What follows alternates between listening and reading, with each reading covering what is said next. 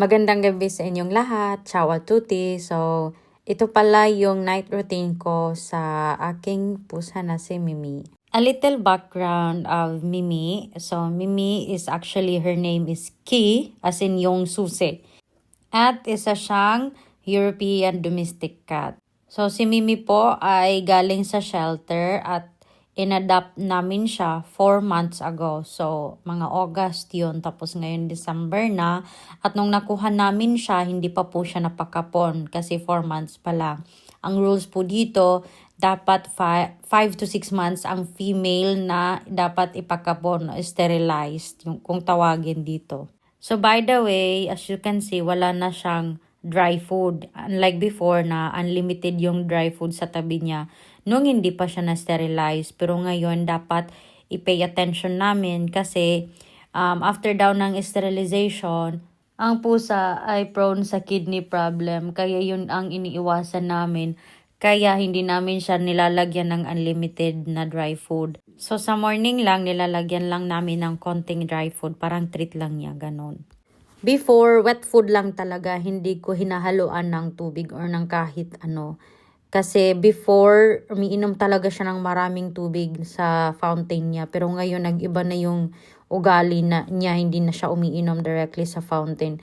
So, yung idea ko po ay nilalagay ko directly sa pagkain niya. Konting pagkain, wet food, and then maraming tubig. Ganon po yung idea ko. Sa una po, hindi po yan kumakain kapag may tubig.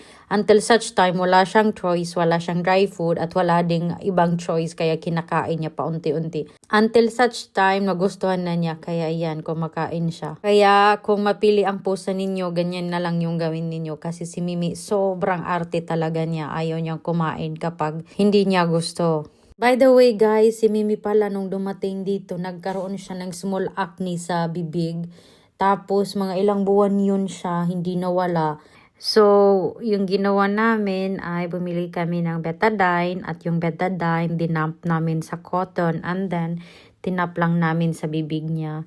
Ang reasons kasi ng acne ng pusa ninyo, it's either from their plates, it's either from their litera, and it's either from the sheets that they're sleeping, kahit saan yan sila, yung acne. Kasi sensitive po yung pusa, lalo na kung nasimulan na may small acne sila. And hindi po yan madaling mawala, hindi po yan mawawala ng 1 week, 2 weeks, not unless dadalhin ninyo sa vet, mag-recommend yata sila ng ointment or some medicine to put. At hindi kami nakaisip ng ganun, late na. Pero okay na siya ngayon, she's okay. At plus point na, tinitraining na namin siya directly sa bowl. Kaya hindi na siya intact sa kanyang litter box. Kaya siguro isa din yung advantage. At yun lang guys, thanks for watching. Be kind.